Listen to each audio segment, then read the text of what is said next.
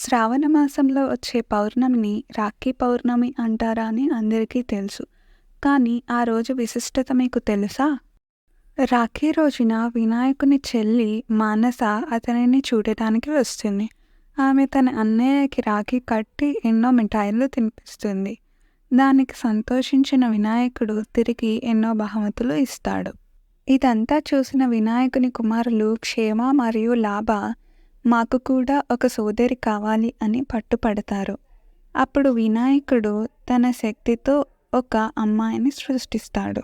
ఎంతో ఆనందంగా క్షేమ లాభ వాళ్ళ సోదరితో రాఖీ కట్టించుకుంటారు. ఆమెకు బహుమతిగా శనగలు బెల్లం ఇస్తారు. ఎంతో సంతోషంగా స్వీకరించడం వల్ల ఆమెకి సంతోషి అనే నామకరణం చేస్తారు. అందుకే రాఖీ రోజున చాలామంది సంతోషి మాత పూజ కూడా చేస్తారు.